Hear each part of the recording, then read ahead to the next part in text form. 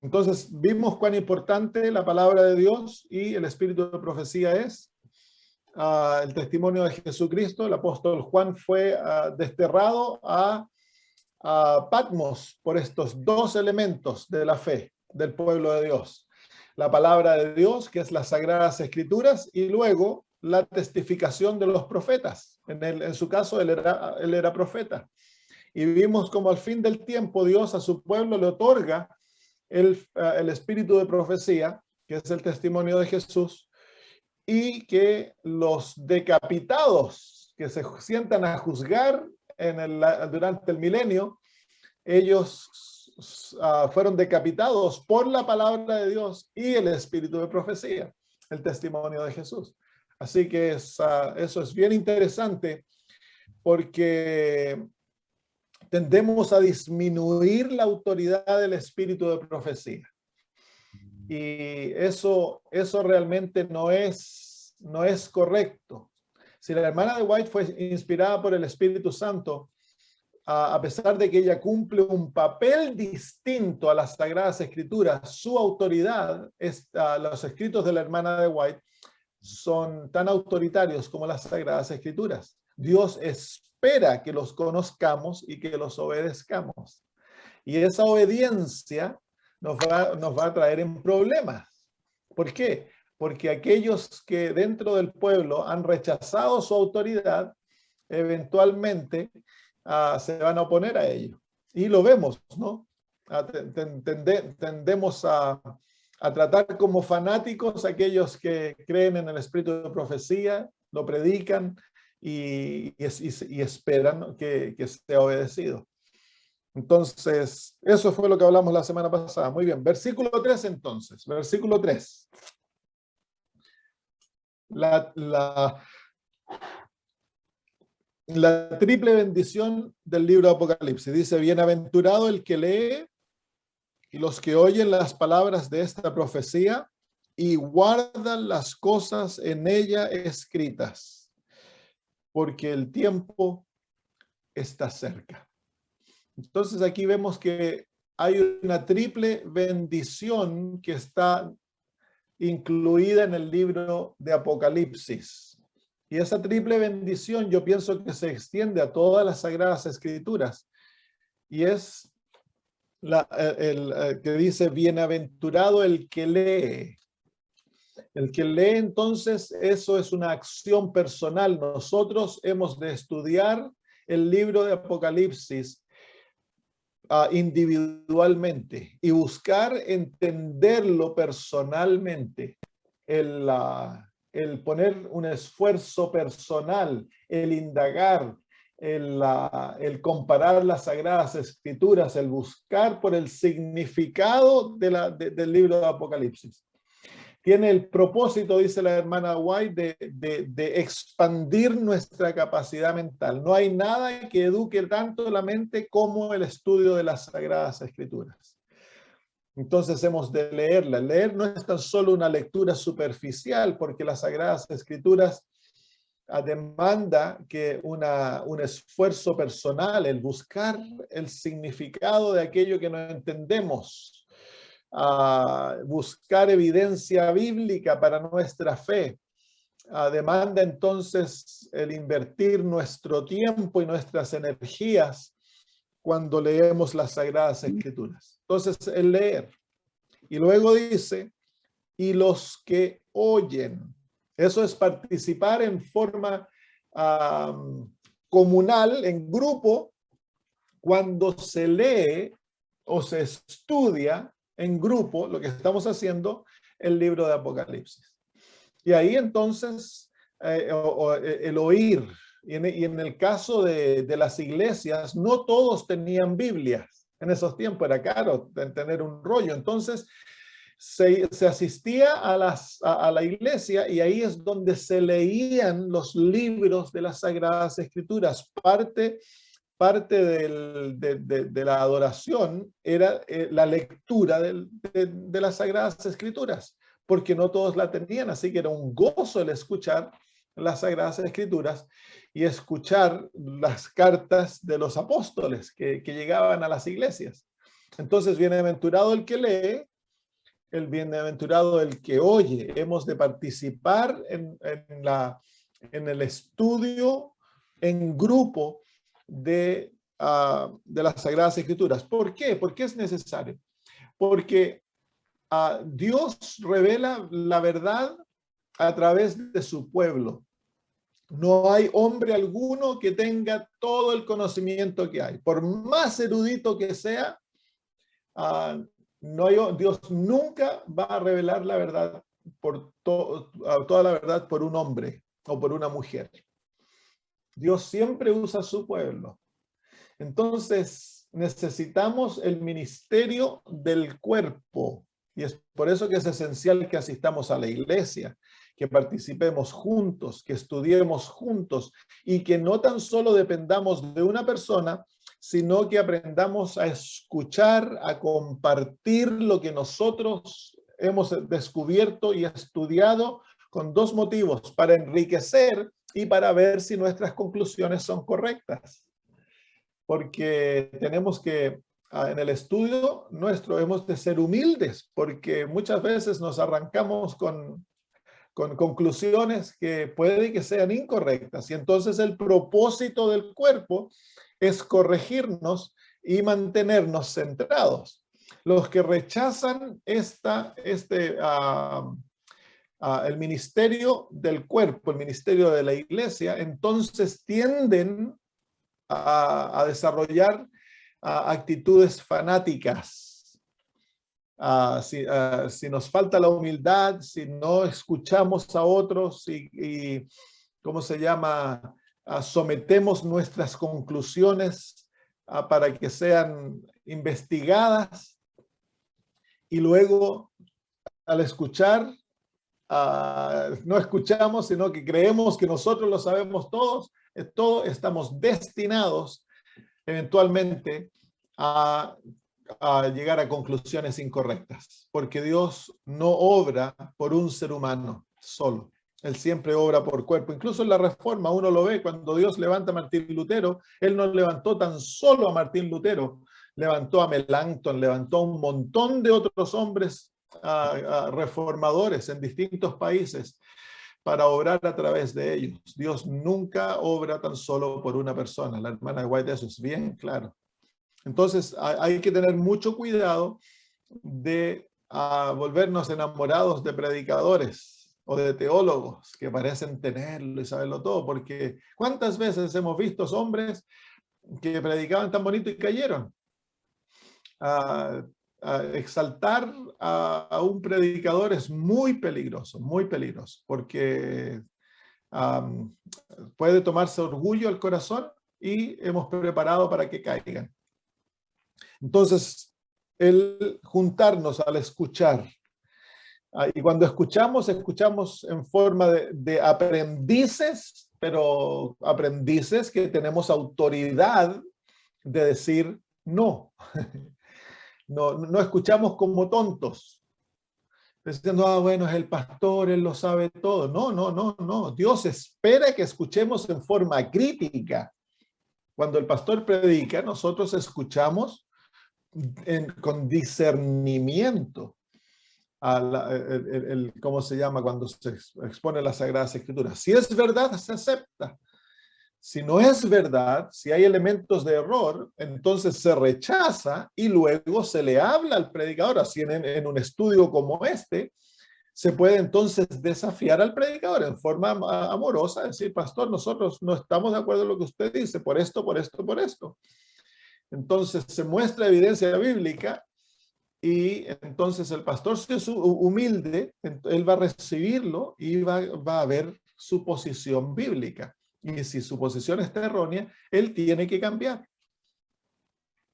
Entonces, bienaventurados los que leen, bienaventurados los que oyen las palabras de esta profecía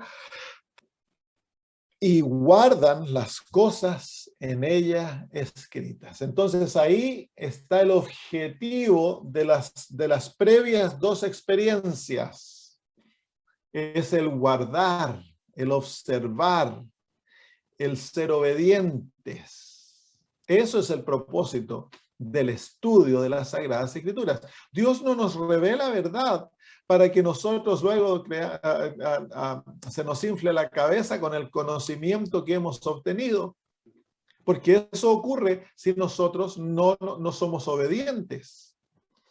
Pero si el Señor entonces nos muestra verdades, hemos de vivir de acuerdo a aquellas verdades. Eso es el guardarlo, el atesorarlo en nuestros corazones, el atesorarlo en nuestra mente y vivir de acuerdo a aquellos principios. Eso es lo que nos prueba al final, si es que hemos vivido de acuerdo a lo que el Señor ha revelado.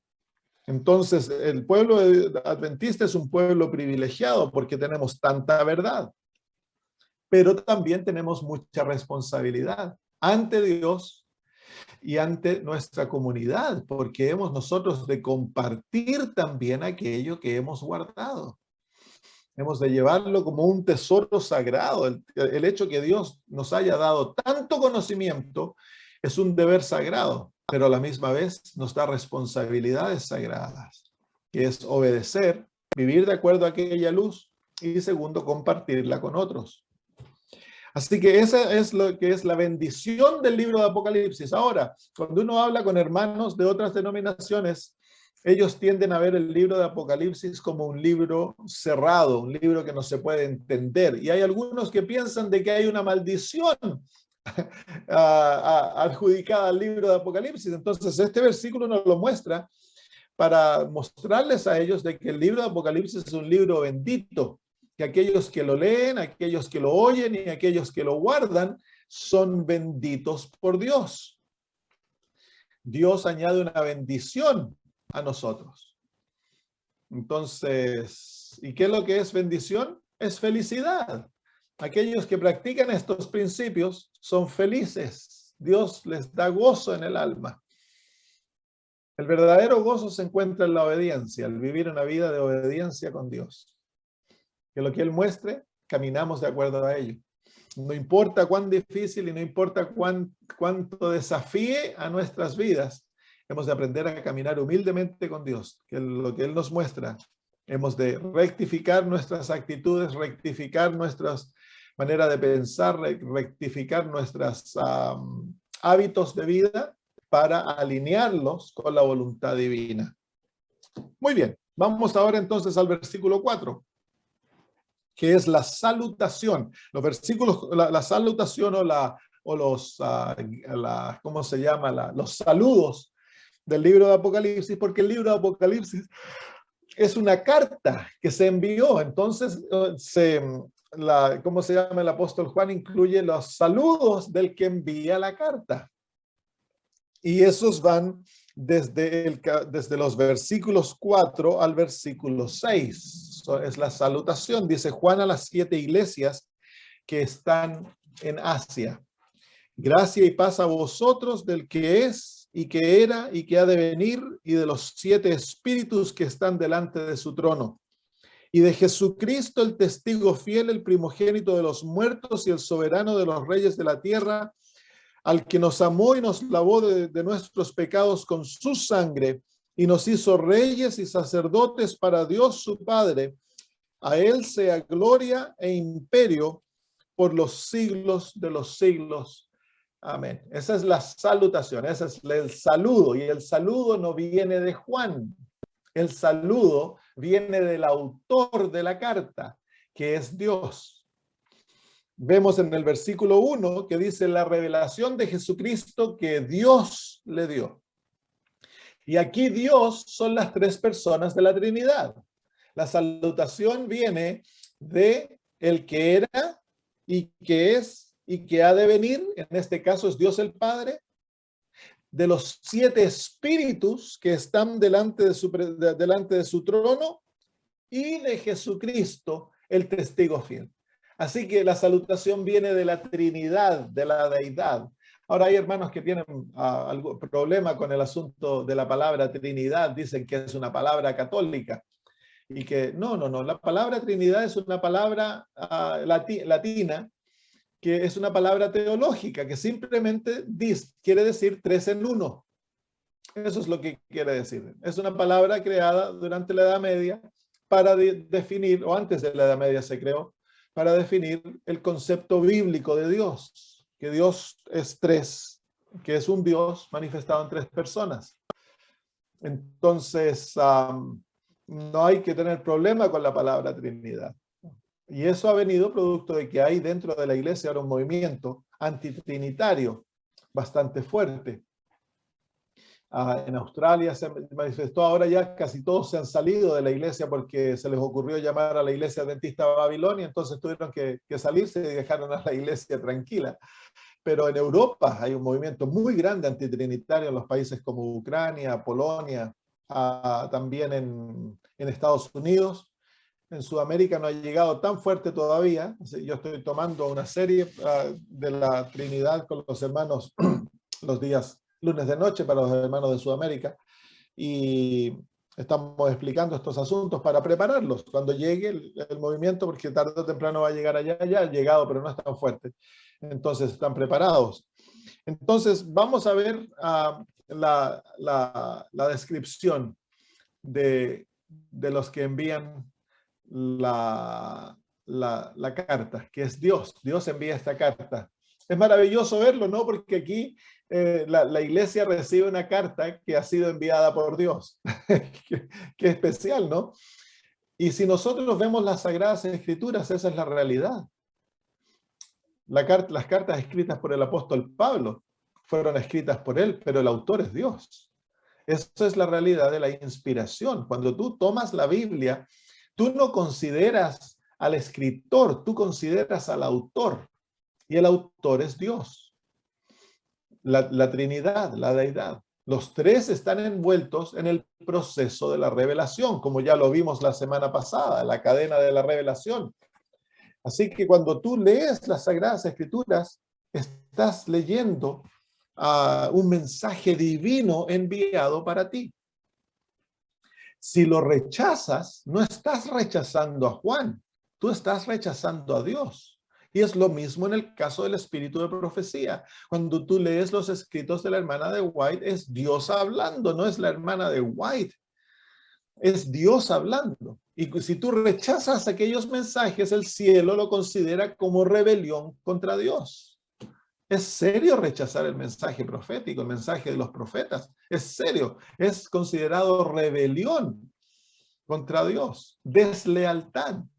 Entonces es importante nosotros a tomar seriamente el hecho que cuando leemos la Biblia estamos hablando de la palabra de Dios. Por eso la llamamos palabra de Dios, porque es Dios hablándonos a través de lo que está escrito. Dejamos de lado al profeta, porque los profetas tenían cuitas, eran hombres santos y mujeres santas, pero eran hombres sujetos a debilidades tal cual nosotros. Entonces, muchas veces el profeta es como se llama, tiene desafíos en vivir su propia luz que ha sido derramada a través de él, porque el profeta es limitado, es como se llama, débil como nosotros. Entonces, vemos a los profetas en la Biblia, a Jonás, por ejemplo, cuando Dios le envía un mensaje para que lo lleve a Nínive, ¿qué hace Jonás? Se le arranca a Dios. Se va para España en vez de irse a Nínive, se arranca para irse a España. Entonces, Dios tiene que traer al profeta, trabajar con él.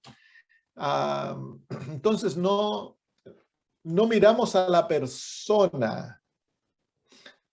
No confiamos 100% en el ejemplo del profeta, porque el profeta muchas veces tiene desafíos para vivir su propio mensaje. Lo que se recibe es lo que el profeta habla o lo que el profeta escribe. Eso es la palabra de Dios. Entonces, ahora si el profeta vive de acuerdo a su luz en todo, entonces el ejemplo se mira como un ejemplo para nosotros ver cómo se practica la luz que ha sido otorgada a través del profeta. Pero si el profeta comete errores, no se sigue el ejemplo del profeta en los errores. Ahí entonces se toma la palabra que el profeta ha dado. Y entonces, en el caso de la Biblia, tenemos la palabra escrita. En el caso del espíritu de profecía, tenemos los mensajes escritos. Y eso es lo que Dios desea que nosotros sepamos, y nos eduquemos en este conocimiento y vivamos de acuerdo a aquello. Si nosotros hiciésemos ellos, seríamos un pueblo con gran luz.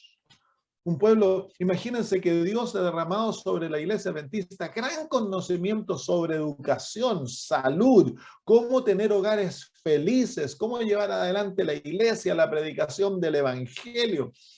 Tenemos luz en todas las áreas de la vida. Todas las áreas de la vida Dios nos ha dado luz para que seamos un pueblo luz. Pero si se abandona esa luz, ¿qué se vuelve? Se vuelve oscuridad para nosotros. Entonces, la carta enviada es enviada por la Trinidad.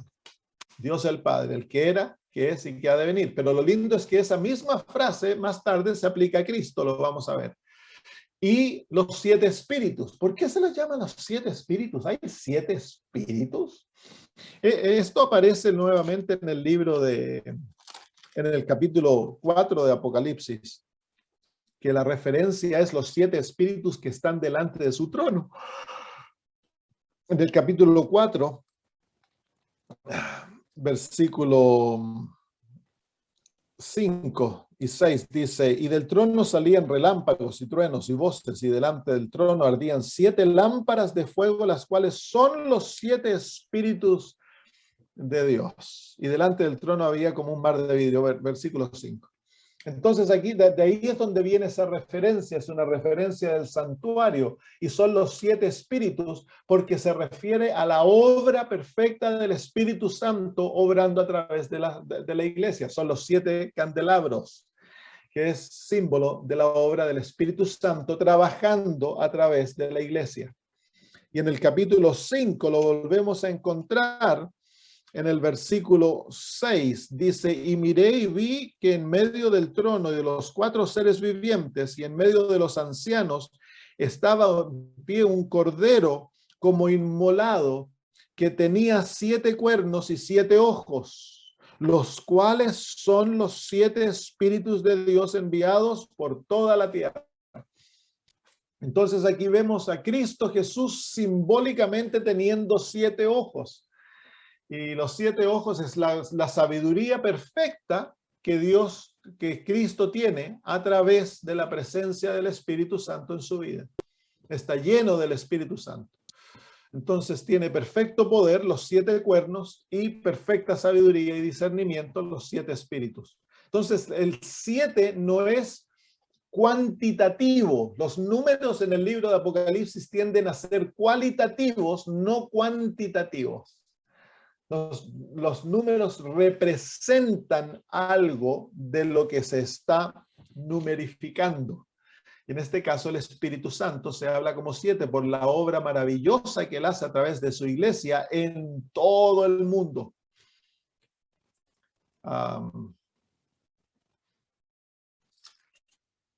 Muy bien, vamos entonces a... Ahora, en cuanto al Espíritu Santo, la naturaleza del Espíritu Santo es un misterio.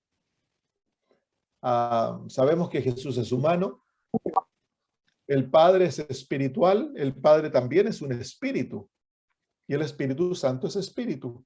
Ahora, la hermana de White le preguntó a Jesús, ¿tiene el Padre un cuerpo como tú tienes? Y él le dijo que sí, pero tú no lo puedes ver. Así que el Padre tiene un cuerpo real. Pero la hermana de White, hablando en cuanto al Espíritu Santo, ella dice que no sabemos la naturaleza del Espíritu Santo, no ha sido revelada. Eso es, yo pienso, sorpresa que Dios todavía tiene cuando lleguemos al cielo y conozcamos al Espíritu Santo, ahí nos va a ser sorpresa. Pero no quiere decir que eso no es persona. El hecho de que sea espíritu no quiere decir que no es persona. El Padre es un espíritu, pero es persona, es real, es tan real o más real que nosotros. Los ángeles son espíritus, pero también son personas.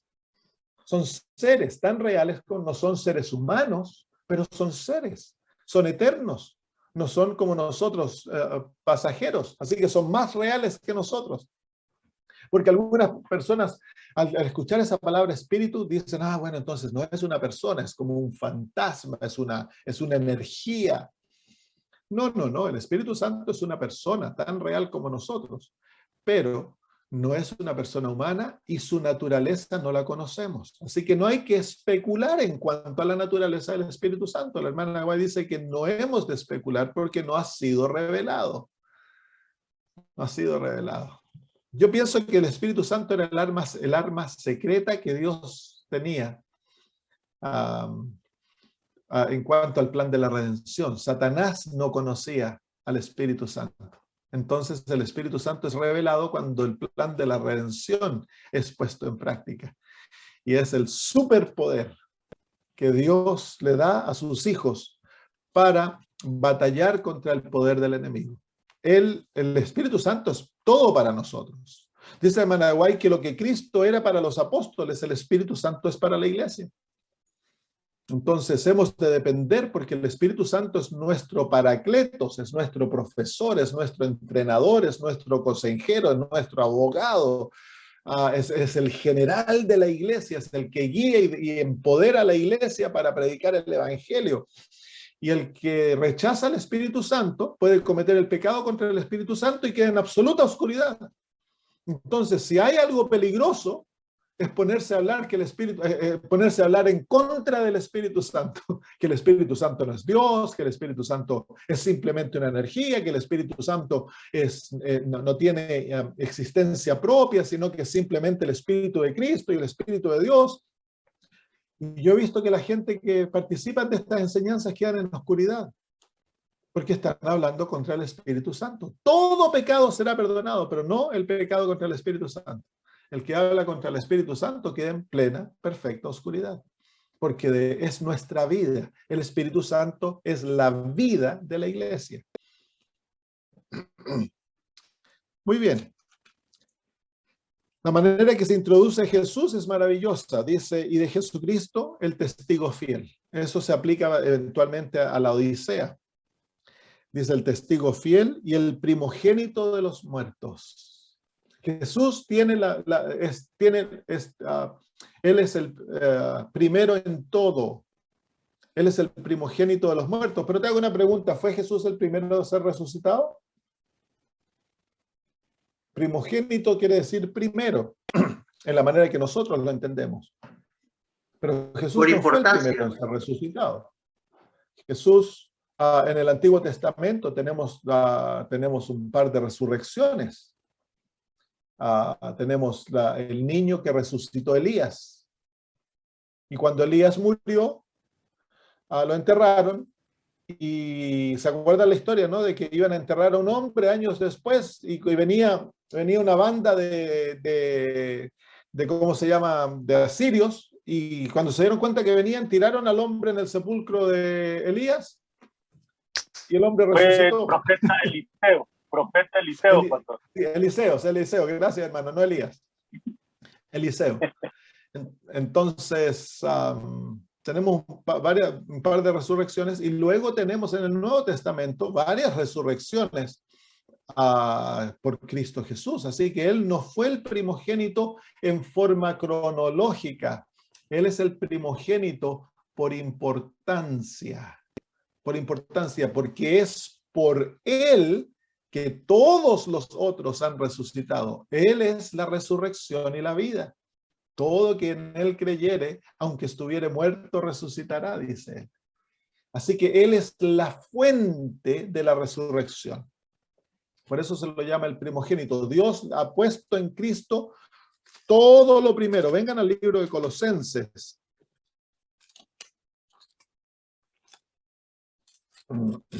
Colosenses capítulo 1. Desde el versículo 15 en adelante. Dice, Él es la imagen del Dios invisible. Hablando de Jesús. El primogénito de toda creación. Así que aquí vemos a Cristo como el primer nacido. ¿Fue Cristo el primer nacido? Sí y no. Lo que estamos estudiando la Trinidad, yo les voy a mostrar como ser humano no fue el primer nacido. Adán fue el primer nacido, pero Cristo es considerado el segundo Adán. Y en preeminencia, su nacimiento es el más importante de todos los nacimientos, porque gracias a él todos nosotros tenemos vida, si no, no tendríamos vida. como hijo de Dios, sí es el primer nacido, el primer creado. Como Dios nunca fue creado. Tiene tres realidades en Cristo Jesús. Lo vamos a ver cuando estudiemos esto en el estudio, aquellos que están participando. En Cristo Jesús se encuentran tres realidades. Él es Dios, Él es el Hijo de Dios y Él es el Hijo del Hombre. Entonces, cuando se encuentran estas palabras, hay que ver a qué realidad se aplica. Porque como Dios, Cristo no es creado, no es nacido, ha vivido eternamente, es igual con el Padre, tiene la misma naturaleza del Padre, Él es nuestro Dios eterno, es Jehová del Antiguo Testamento, no tiene origen. Pero como hijo de Dios, sí tiene un origen. Y como hijo de hombre, tiene un origen. Entonces eso lo vamos a ver cuando estudiemos más esto. Versículo 16. Porque en Él fueron creadas todas las cosas, las que hay en los cielos, las que hay en la tierra, visibles e invisibles, sean tronos, sean dominios, sean principados, sean potestades. Todo fue creado por medio de Él y para Él. Así que por eso Él es el primogénito también, porque en Él fue creado todo. Él es el origen de todas las cosas. Versículo 17. Y Él es antes de todas las cosas, y todas las cosas en Él subsisten. Qué maravilloso, ¿no? Tú y yo estamos vivos gracias a Él. Y dice la palabra griega y es compuesto. Los átomos están juntos gracias al poder de Cristo. Es el poder de Cristo que mantiene todo compuesto. Y Él es la cabeza del cuerpo, que es la iglesia. El que es el principio, el primogénito de entre de los muertos, para que en todo tenga preeminencia, porque Jesús iba a ser nuestro Salvador en todo. Él tiene preeminencia, Él es el primero en todo y en Él reside todas las cosas. Cristo es todo, todo, todo. Cuando tú miras en las Sagradas Escrituras, Cristo lo es todo. Él es rey, Él es profeta, Él es sacerdote, Él es Jehová, Él es el Hijo de Dios, es el Hijo del Hombre. Él es santo, pero a la misma vez tiene una naturaleza caída. Todas las realidades que tú puedes ver se encuentran en Cristo Jesús. Él lo es todo, literalmente. Así que el que tiene a Cristo, lo tiene todo. El que no tiene a Cristo, no tiene nada. Así que Dios permitió de que en Cristo residiera todo, todo, todo. Versículo 19 dice, por cuanto agradó al Padre que en Él habitara, y aquí se encuentra lo que les digo, toda la plenitud. Toda la plenitud. Dos palabras que básicamente significan lo mismo, todo y plenitud. Toda la plenitud. Todo habita en Jesús.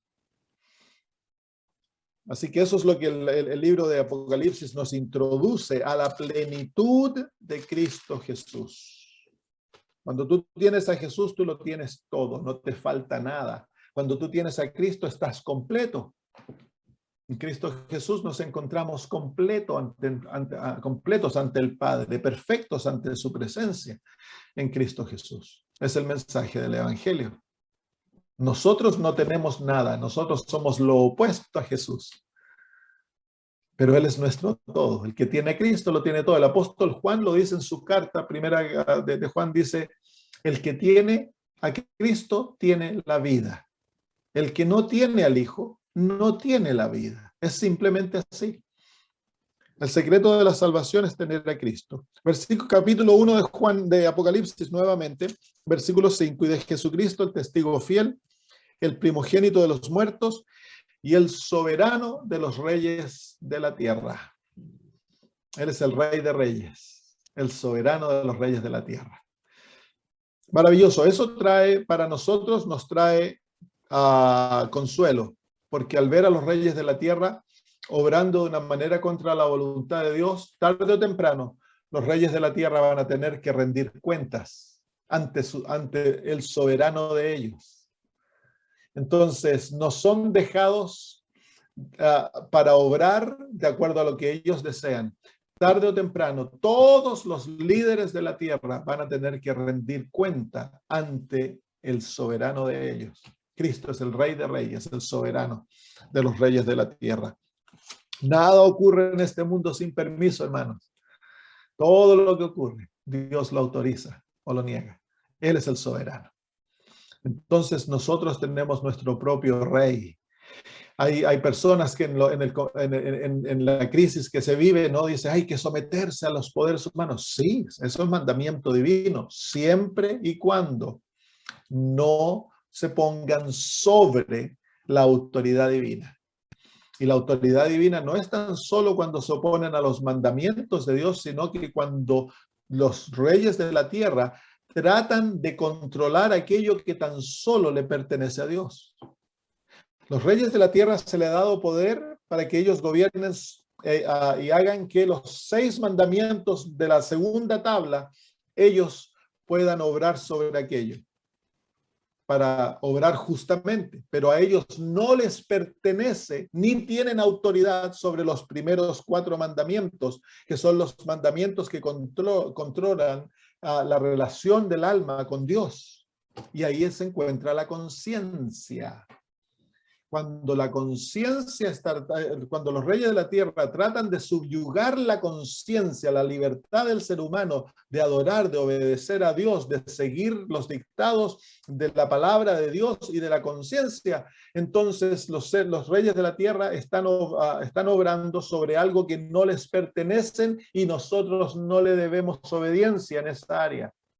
Porque el someter mi conciencia a un hombre es idolatría. Porque la conciencia es sagrada. La conciencia tan solo ha de subyugarse a Dios, a su palabra.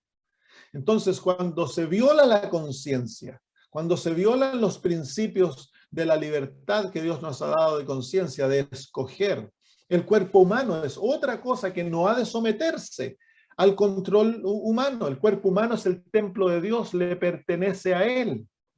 Muchas veces se dice, dale a Dios lo que es de Dios y a César lo que es de César. Si César está diciendo que tienes que vacunarte, vacúnate. Pero es que César está imponiendo algo sobre el cuerpo que le pertenece a Dios. El cuerpo es santo. Entonces no se puede subyugar el cuerpo a control humano.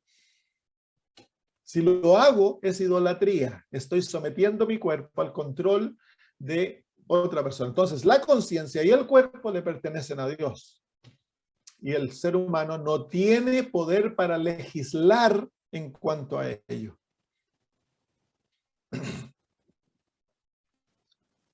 Muy bien. Y de Jesucristo el testigo fiel, el primogénito de los muertos y el soberano de los reyes de la tierra, al que nos amó. Qué lindo, ¿no? Al que nos amó y nos lavó de nuestros pecados con su sangre. Qué maravillosa introducción al libro. ¿Por qué esta introducción está linda? Porque cuando consideramos el contexto del libro de Apocalipsis, que es persecución, las iglesias estaban siendo perseguidas, cristianos estaban siendo muertos. El mismo apóstol Juan está desterrado en una isla. La iglesia es sufriente. Es como agua al corazón cuando reciben esto y les dice al que nos amó. El mensaje más maravilloso de las Sagradas Escrituras es el amor de Dios hacia el ser humano. Cientos de veces en las Sagradas Escrituras se encuentra la realidad de que Dios nos ama. Con amor eterno te ha amado, por lo tanto, con misericordia te ha traído hacia mí. Porque de tal manera amó Dios al mundo que ha dado su Hijo unigénito para que todo aquel que en él cree no se pierda, mas tenga vida eterna. Que Dios nos ame a nosotros rebeldes, pecadores, que nos hemos rebelado contra su reino y sin embargo el mensaje de las Sagradas Escrituras es que nos amó y nos lavó con su sangre. El amor de Cristo se manifestó hacia nosotros en la cruz. La cruz es el gran monumento del amor de Dios. Si tú dudas que Dios te ama, mira a la cruz. Ahí se encuentra, escrito en letras de sangre. Yo te amo, al que nos amó. Es el mensaje central de la Biblia, el amor de Dios.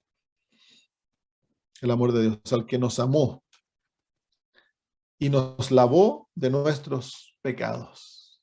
En el libro de Primera de Juan se nos dice, en el capítulo 1, versículo 9 de Primera de Juan, el apóstol escribe, si confesamos nuestros pecados, Él es fiel y justo para perdonar nuestros pecados y limpiarnos de toda maldad. ¿Qué significa que el Señor nos lava?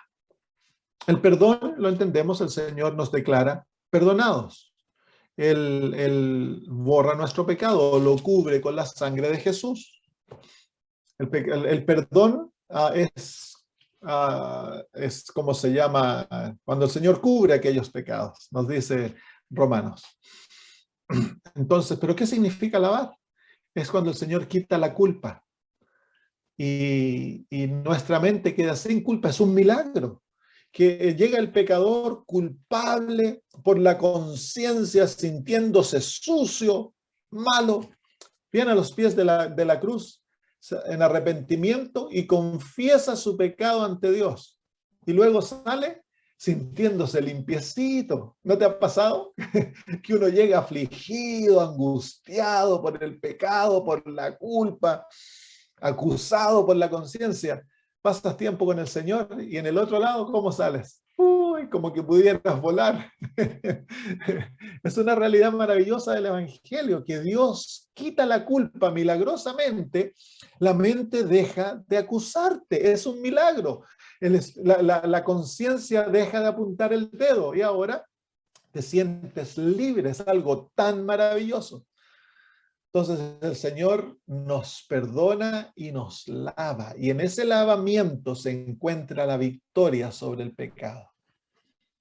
Aquí tenemos la justificación, el perdón. Y el lavamiento es la santificación. El erradicar el poder del pecado en nuestras vidas para que no seamos esclavos del pecado. Así que claramente aquí en la introducción el apóstol Juan nos dice que el objetivo del plan de la redención es lavarnos totalmente del pecado, para que no haya mancha ni arruga en nuestros vestidos.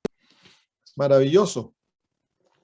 Dice, al que nos lavó de nuestros pecados con su sangre. Pero ¿cómo puede lavarnos? Y si la sangre mancha, la sangre no lava, la sangre mancha. Si tú lavas un vestido con sangre, queda como se llama, queda rojo, no queda blanco. Pero en el caso de la salvación, cuando el Señor te somete a su sangre, te deja más blanco que la nieve. Mire, vengan al libro al capítulo 19.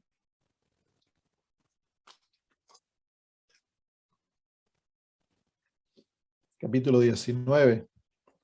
Muchos de todos los temas que el apóstol Juan introduce en el capítulo 1 son desarrollados más tarde en el libro de Apocalipsis. Así que realmente el capítulo 1 es una introducción a toda la carta. Y vemos aquí en el capítulo 19, versículo 13, dice, estaba vestido de una ropa teñida en sangre.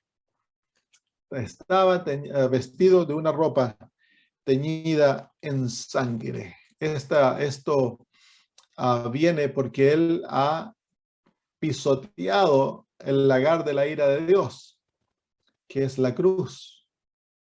Él derrama su sangre y ahora sus vestidos quedan bañados en sangre. Su vestido es rojo, la sangre que él derramó por nosotros, pero también eso representa la destrucción de los impíos, porque él simbólicamente va a pisotear a los impíos y su sangre es, ¿cómo se llama?, derramada sobre sus vestidos. ¿Por qué Cristo Jesús tiene el poder? Él es el único que puede destruir a los impíos. ¿Por qué? Porque Él murió por ellos. Su sangre ya está derramada sobre su propio vestido. Esto le da la autoridad a Cristo de destruir. No va a ser el Espíritu Santo y no va a ser Dios el Padre que trae el castigo sobre los impíos. Es Cristo Jesús. ¿Por qué? Porque Él tan solo murió por nosotros. Él derramó su sangre. Él ya tiene sus vestidos bañados en sangre y Él tiene el deber, que no le gusta ni desea hacerlo. Pero cuando llegue la hora de destruir a los impíos, Cristo Jesús es el que destruye a los enemigos de Dios y de su pueblo. Muy bien, versículo 6 del capítulo 1. Unos minutos más y terminamos. Y nos hizo reyes y sacerdotes para Dios su Padre. A Él sea gloria e imperio por los siglos. Amén.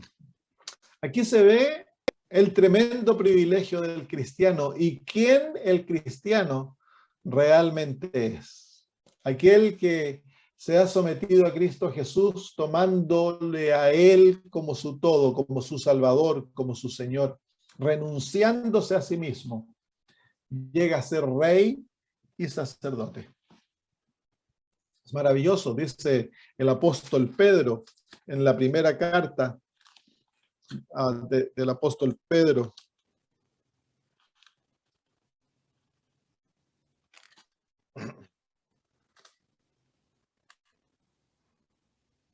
No, capítulo 2, versículo 9 dice, mas vosotros sois linaje escogido. Capítulo 2 de primera de Pedro, versículo 9. Real sacerdocio, nación santa, pueblo adquirido por Dios, para que anunciéis las virtudes de aquel que os ha llamado de las tinieblas a su luz. Ese es el privilegio de pertenecer al pueblo de Dios. Somos reyes, somos sacerdotes, somos nación santa. Es por eso que cuando en el libro de Daniel, miren lo que dice en el capítulo 7 del libro de Daniel, dice que cuando el juicio termina y Cristo recibe el reino, capítulo 7, versículo 26 y 27, dice, pero se sentará el juez y le quitará su dominio para que sea destruido y arruinado hasta el fin. Y que el reino y el dominio y la majestad de los reinos debajo de todo el cielo sea dado al pueblo de los santos del Altísimo, cuyo reino es reino eterno, y todos los dominios le servirán y le obedecerán. Así que ¿a quién Dios otorga su reino? A los santos del Altísimo, a Cristo con los salvos. Ellos van a reinar sobre el universo. Maravilloso, ¿no? Dice Jesús, le dijo a los apóstoles que iban a haber 12 tronos y en ellos se iban a sentar las 12 tribus de Israel. Entonces, viene, sí, hermanos, nosotros, nuestra identidad, si está en Cristo Jesús, no somos simplemente seres humanitos como Satanás desea que nosotros pensemos que no valemos nada, que somos buenos para nada, que nuestra vida no tiene propósito. No, hermanos, Dios nos está preparando para gobernar el universo. En Apocalipsis capítulo 20, en la descripción de los decapitados, ¿se acuerdan que vimos? Dice, vi tronos y se sentaron sobre ellos y recibieron facultad de juzgar.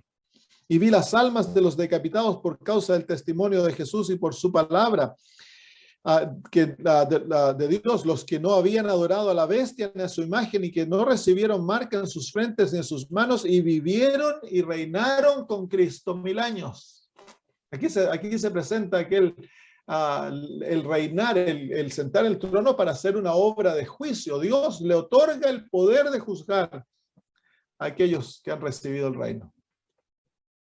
Entonces, qué privilegio, qué maravilloso privilegio le es otorgado a la iglesia a través de Cristo Jesús. Qué increíble, hermanos, de que los que pecaron a través de la gracia llegan a estar más unidos a Dios de lo que Adán estuvo unido a Dios antes de pecar. La unión que existe entre Cristo y el alma es una unión indivisible. Es tan íntima de que no hay una realidad física que pueda imitársela. Cuando el ser humano mora en Cristo, esa unidad es una unidad eterna. Esa unión es una unión que nada puede separarlo, porque tú y yo nos encontramos en Jesús a través de su encarnamiento, de su encarnación. La raza humana fue adoptada en la realidad divina. En Cristo Jesús, el hombre y Dios son uno. Y ahí te encuentras tú. Si tú aceptas esa realidad y te entregas a Jesús, esa realidad llega a ser una realidad en tu propio corazón. Cristo viene a morar en ti a través de su Espíritu Santo, y el Padre, dice de Jesús que el Padre, Él y el Espíritu Santo vienen a ser morada en el Hijo de Dios. Así que llegamos a ser templo de Dios. Dios mora en nosotros. Es una unidad increíble. Y es testimonio que somos hijos de Dios y por lo tanto herederos. Y si herederos, entonces reinaremos con Cristo cuando Él reciba su reino.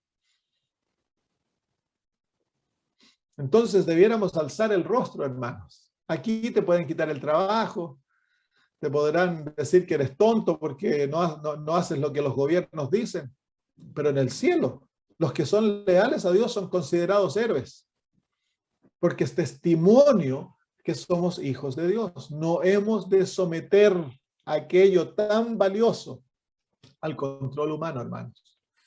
Que nuestro cuerpo y nuestra conciencia se mantengan puras, porque le pertenecen a Dios.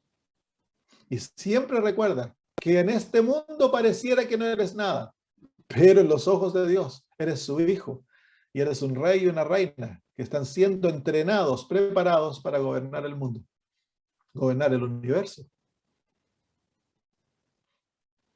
Muy bien, ¿hay alguna pregunta, hermanos?